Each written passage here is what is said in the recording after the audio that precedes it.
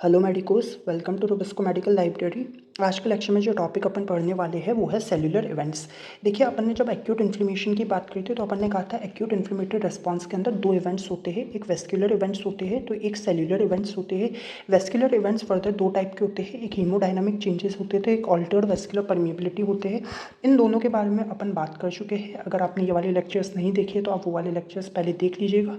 फिर आज के लेक्चर के अंदर अपन सेल्यूलर इवेंट्स की अब बात करेंगे। देखिए, सेल्यूलर इवेंट्स पूरा लेक्चर में स्टार्ट करने से पहले आपको एक ओवरव्यू देने वाला हूँ कि इसके अंदर एक्चुअल में होने क्या क्या वाला है। तो देखिए, आप ये मानिए कि ये आपकी एक टिश्यू साइट है और इस टिश्यू साइट पे आपके यहाँ पे इंजरी हो रखी है, यहाँ पे आपके इंजरी हो रखी है।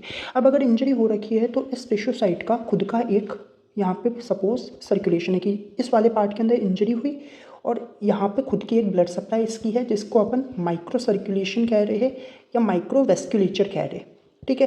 अब इनिशियली होता क्या है कि ये वाली जो साइड है ना, इसका ये जो सेंटर वाला पार्ट है, यहाँ पे आपके जनरली सेल्स प्रेजेंट होते हैं।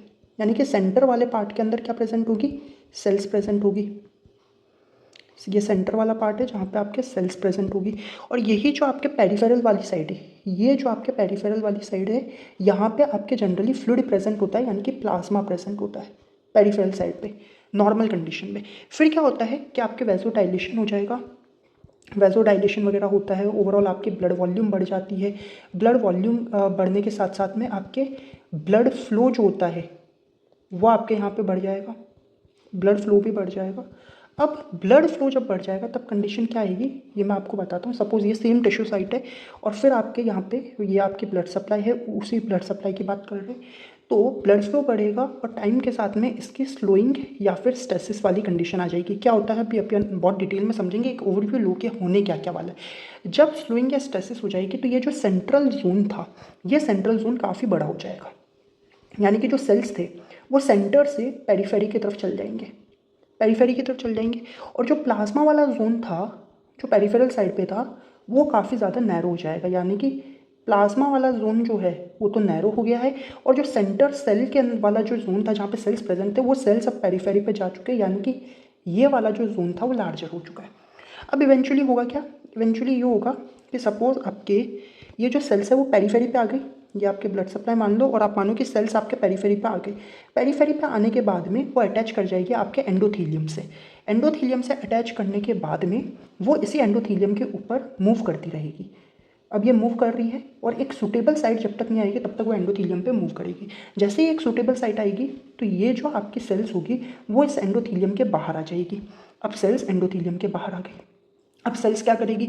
अब सेल्स जो है वो किसी केमिकल के टूवर्ड्स मूव करेगी और उस केमिकल से जाके बाइंड कर जाएगी।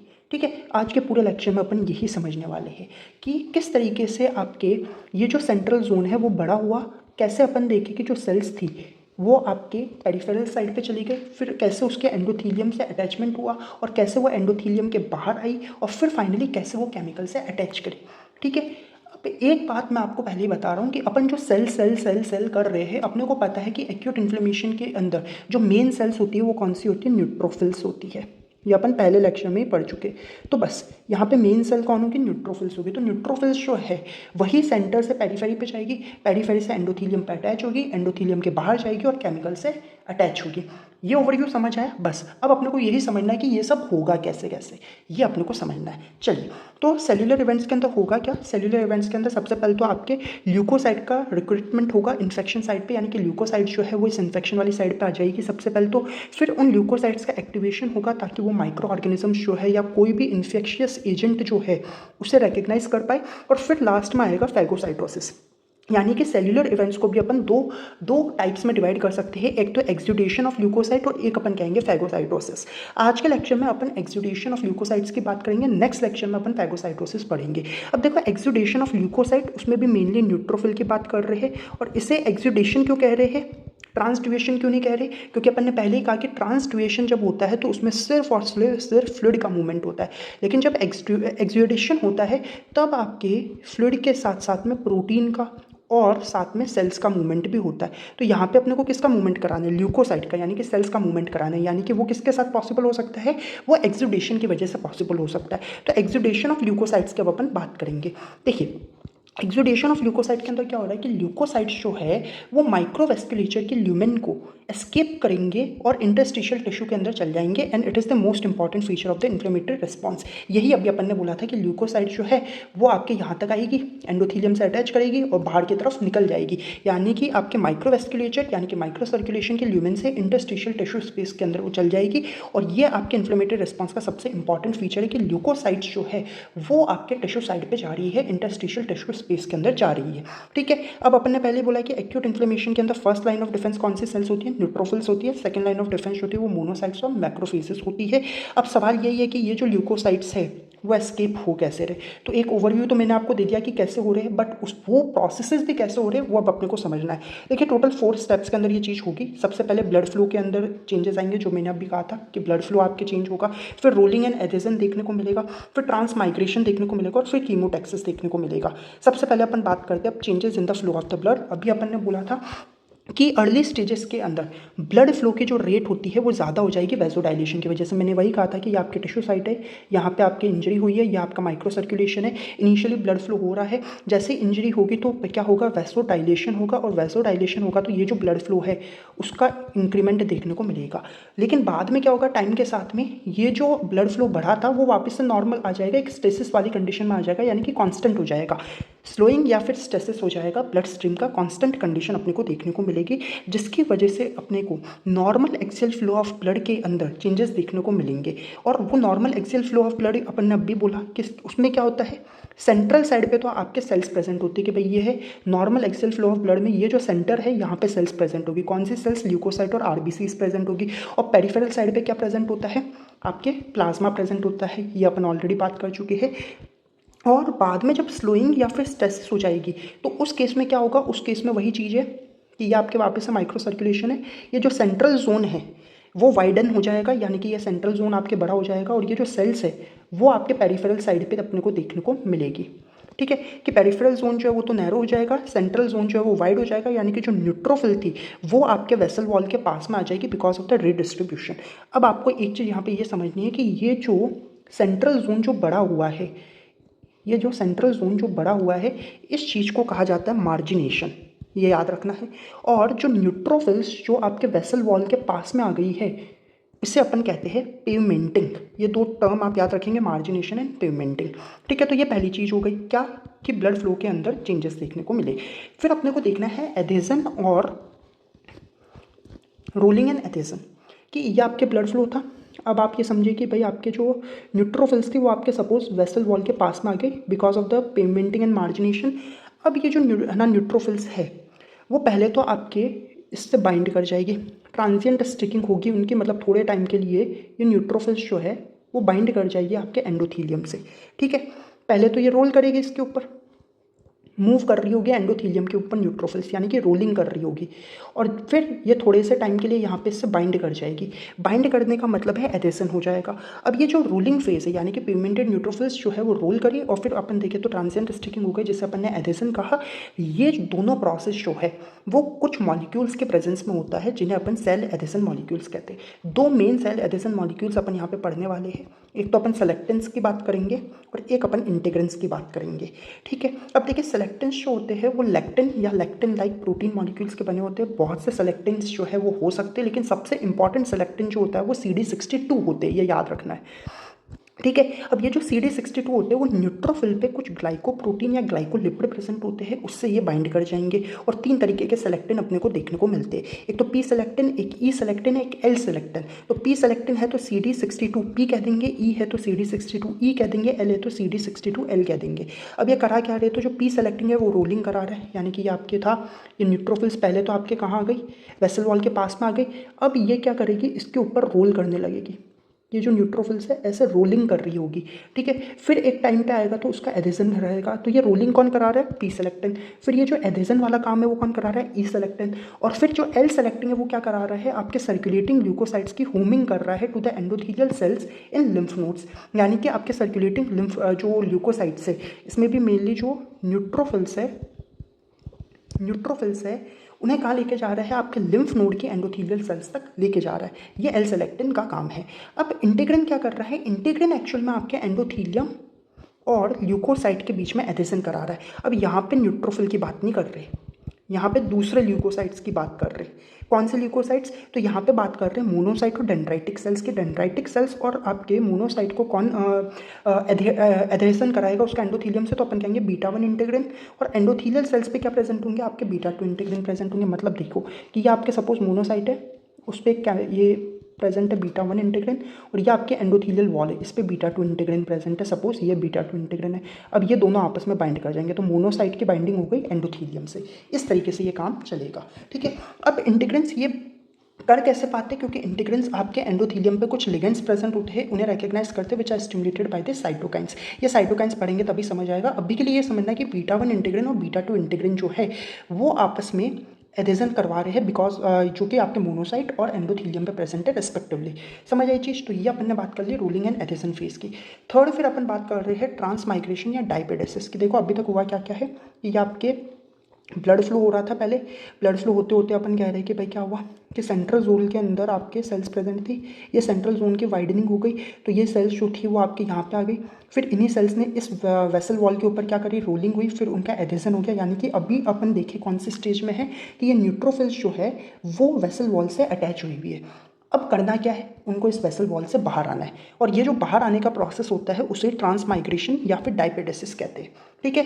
अब ये होगा कैसे? तो देखो कि ल्यूकोसाइट एंडोथीलियम एडिशन हो रखा है अभी की कंडीशन में जितना अपन ने समझा। अब न्यूट्रोफिल्स जो है वो एंडोथीलियल सर्फेस के अलॉन्ग मूव करेगी कि भैया इसके अलॉन्ग मूव कर रही होगी। फिर जैसे ही एक सूटेबल साइट, सपोज यह आपकी एक सूटेबल साइट है, जैसे ही उसको ये साइट मिलेगी तो ये जो न्यूट्रोफिल होगी वो क्या करेगी, कुछ साइटोप्लाज्मिक सूडोपोड जो है वो बाहर निकाल देगी, पूरी की पूरी एंडोथीलियम को ब्रेक करके एक साइटोप्लाज्मिक सूडोपोड को बाहर निकाल देगी, साइटोप्लाज्मिक सूडोपोड को बाहर निकाल देगी।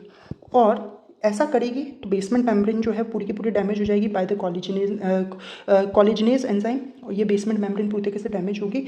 और फिर ये जो न्यूट्रोफिल है ये क्या आ जाएंगे, बाहर की तरफ आ जाएंगे, यानी कि न्यूट्रोफिल्स जो है वो बाहर आ गए, टिश्यू स्पेस के अंदर आ जाएंगे। अब ये जो ट्रांसमाइग्रेशन होता है वो एक फैक्टर से अफेक्टेड होता है, एक मॉलिक्यूल से अफेक्टेड होता है, जिसको platelet endothelial cell adhesion molecule 1 कहते हैं, PECAM1 या CD31। याद रख लेना कि भाई ट्रांसमाइग्रेशन किसके इन्फ्लुएंस में होता है, तो इस मॉलिक्यूल के इन्फ्लुएंस में हो रहा है। मेन बात आपको ये याद रखनी है कि न्यूट्रोफिल्स जो है वो बेसमेंट मेम्ब्रेन को ब्रेक कर रहे हैं, साइटोप्लाज्मिक सूडोपोड को बाहर निकाल रहे हैं, और फाइनली अपन देखें कि ब्लड सर्कुलेशन जो हो रहा था, माइक्रो सर्कुलेशन जो हो रहा था, उसके बाहर आ रहे हैं, ठीक है। ये तो न्यूट्रोफिल्स की बात करी अपन ने। इसी के साथ में आरबीसी जो होते हैं ना वो भी बाहर आ जाते हैं। अब वो कैसे आते हैं वो अपने को नहीं समझना, अपने लिए इंपॉर्टेंट नहीं है, बस अपने को याद रखना है कि आरबीसी भी बाहर आ जाते हैं और ये एक पैसिव फिनोमेना होता है। और आरबीसी बाहर आ जाते हैं इसी वजह से जो इन्फ्लेमेटरी एक्सुडेट अपने को देखने को मिल रहा है, जो इन्फ्लेमेटरी फ्लूइड देखने को मिल रहा है इस कंडीशन में, उसका हेमरेजिक अपीयरेंस यानी कि रेडिश अपीयरेंस देखने को मिल रहा है, क्योंकि साथ में आपके क्या आ रहा है, आरबीसी भी बाहर आ जाते हैं। कैसे आ रहे हैं वो अपने लिए इंपॉर्टेंट नहीं है। अब देखिए जो चीज़ मैंने आपको बताई वही डायग्राम में बता रखी है इन्होंने, कि पहले तो नॉर्मल एक्सियल फ्लो चल रहा है बिल्कुल नॉर्मल कंडीशन में कि जो सेल्स है वो सेंटर में प्रेजेंट है। फिर आपके क्या हुआ है, मार्जिनेशन और पिगमेंटिंग हुई है कि जो सेंट्रल जोन था वो देखो यहाँ पे वाइडन कर दिया है, और ये जो सेल्स थे वो पेरीफेरी पे आने लग गए हैं, न्यूट्रोफिल्स जो है वो पेरीफेरी पे आने लगे।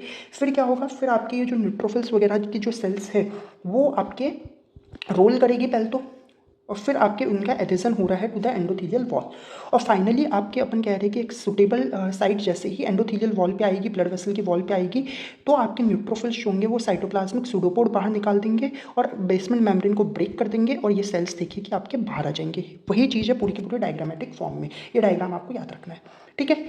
अब देखिए नेक्स्ट टॉपिक जो अपन पढ़ने वाले हैं कीमोटैक्सिस, कि भाई न्यूट्रोफिल बाहर तो आ गई कि भाई यहाँ थी, अब ये न्यूट्रोफिल यहाँ आ गई, अब बाहर आके इसको करना क्या है, तो ये जो न्यूट्रोफिल है वो किसी केमिकल के टूवर्ड्स मूव करेगी, किसी केमिकल के टूवर्ड्स मूव करेगी, और ये जो केमिकल होता है इसे कीमो अट्रैक्टेंट कहते हैं, अट्रैक्टेंट कहेंगे कि न्यूट्रोफिल्स इसके टूवर्ड्स अट्रैक्ट होगी और इसके टूवर्ड्स मूव करेगी। इसी प्रोसेस को अपन क्या कहते हैं, कीमोटैक्सिस कहते हैं, कि जो ल्यूकोसाइट का या न्यूट्रोफिल का जो मूवमेंट हो रहा है टूवर्ड्स दिस केमिकल, जिसे अपन क्या कह रहे हैं, कीमो अट्रैक्टेंट कह रहे हैं, इस प्रोसेस को कीमोटैक्सिस कहते हैं। अब ये जो कीमो अट्रैक्टेंट होते हैं वो दो तरीके के हो सकते हैं, एक तो एक्सोजीनस एजेंट्स हो सकते हैं, तो एक एंडोजीनस एजेंट्स हो सकते हैं। एक्सोजीनस एजेंट जो बॉडी के बाहर से आएंगे, एंडोजीनस एजेंट जो कि बॉडी के अंदर ही होंगे। अब एक्सोजीनस एजेंट्स में अपन कह रहे हैं कि कुछ बैक्टीरियल प्रोडक्ट्स आ सकते हैं, जैसे कि फॉर्माइलेटेड पेप्टाइड, इतना याद नहीं रखना है। और एंडोजीनस एजेंट्स के अंदर देखो कुछ ल्यूकोट्रिन्स आ सकते हैं, कॉम्प्लीमेंट सिस्टम के अपने कंपोनेंट्स आ सकते हैं, साइटोकाइंस या कीमोकाइंस आ सकते हैं या कैलिकरिन वगैरह आ सकते हैं, रटना है ये चीज़। अब कीमोटैक्सिस हो कैसे रहा है, तो कीमोटैक्सिस हो रहा है कि भाई ये सपोज आपके ल्यूकोसाइट है। अब इस ल्यूकोसाइट का जो सरफेस होता है ना, उस पर एक रिसेप्टर प्रेजेंट होता है जिसे GPCRS रिसेप्टर्स कहते हैं, यानी कि जी प्रोटीन कपल्ड रिसेप्टर्स इसे कहा जाता है। अब ये जो आपके जी प्रोटीन कपल्ड रिसेप्टर्स होते हैं ना, वही आपके केमिकल से इंटरेक्ट करते हैं या कीमो अट्रैक्टेंट से रिएक्ट करते हैं। ठीक है, कि भाई आपके कीमो अट्रैक्टेंट जो होगा वो इससे बाइंड कर जाएगा। अब जैसे ही वो इससे बाइंड करेगा तो ये जो आपके रिसेप्टर्स है वो न्यूट्रोफिल के अंदर या ल्यूकोसाइट के अंदर सपोज कोई इफेक्टर मॉलिक्यूल है, उसको ये सिग्नल भेज देंगे और सिग्नल भेज के उसका एक्टिवेशन हो जाएगा। अब उसको सिग्नल भेजने के बाद में ये जो इफेक्टर मॉलिक्यूल्स होंगे वो आपके इसके जो न्यूट्रोफिल के जो सेल मेम्ब्रेन है इसके फॉस्फोलिपिड्स के ऊपर एक्ट करेंगे, इसके फॉस्फोलिपिड्स के ऊपर, कि यहाँ पे आ जाएंगे और ये सपोज फॉस्फोलिपिड्स है, इसके ऊपर वो एक्ट करेंगे और साथ में साइटोसोलिक कैल्शियम को भी इंक्रीज कर देंगे। जबकि ऐसा होगा तो अपन ने सेल इंजरी के चैप्टर में भी पढ़ा था कि जब ऐसा होगा तो क्या होगा, साइटोस्केलेटल चेंजेस होंगे। अब ये जो साइटोस्केलेटल चेंजेस होंगे ना, उसकी वजह से एक्टिन जो है वो सेल के फ्रंट एंड पे आ जाएगा। अब ये कैसे आता है, ये एक बहुत ही डिटेलिंग वाला कॉन्सेप्ट है जो अपनी बुक्स में नहीं दे रखा है और अपने काम का भी नहीं है। अपने को ये पता होना चाहिए कि भाई एक्टिन जो है वो सेल के फ्रंट में आ जाएगा और मायोसिन जो है वो सेल के पीछे की तरफ चल जाएगा। कि भाई सपोज ये सेल है, आप ऐसे मानो कि ये सेल है, अब ये जो एक्टिन है वो सेल के अपन कह रहे हैं कि फ्रंट पे आ गया और जो मायोसिन है वो सेल के पीछे की तरफ आपके कलेक्ट हो जाएगा। साइटोस्केलेटल चेंजेस की वजह से ऐसा होगा। और जब ऐसा होगा तो उसकी वजह से अपन कह रहे हैं कि जो ल्यूकोसाइट है उसका फॉरवर्ड मूवमेंट होगा टुवर्ड्स द कीमो अट्रैक्टेंट। कि भाई आपकी ये सेल थी, ये आपके सेल थे सपोज, ये कीमो अट्रैक्टेंट है। अब यहाँ पे आपके एक्टिन एक्टिन एक्टिन आ गए, पीछे की तरफ मायोसिन मायोसिन मायोसिन आ गए और ये आपका सेल जो है वो कीमो अट्रैक्टेंट की तरफ मूव कर रहा है। अगर इसको आपको समझना है तो आप ऐसे समझिए कि कोई पर्सन है जो कि एकदम क्रॉलिंग करके अगर वॉक कर रहा है, क्रॉलिंग करके अगर वो चल रहा है तो उसके हाथ ज़मीन पे होंगे आगे वाली साइड पे और पैर जो होंगे वो पीछे की तरफ होंगे। तो हाथ जो है वो आगे जा रहे हैं और पैर जो है वो पीछे की तरफ से फोर्स उसे दे रहे होंगे। तो आप ये समझिए कि उसके हाथ जो है ना वो एक्टिन है और जो पैर है वो मायोसिन है। क्रॉलिंग करके आप इसको ऐसा समझिए कि कोई भी पर्सन क्रॉल करेगा तो उसी तरीके से सेल जो है वो कीमो अट्रैक्टेंट के टुवर्ड्स मूव करेगी। Okay guys, so that was all about today's lecture. If you found this lecture useful and helpful, then please like, share and subscribe the channel. Thank you for watching.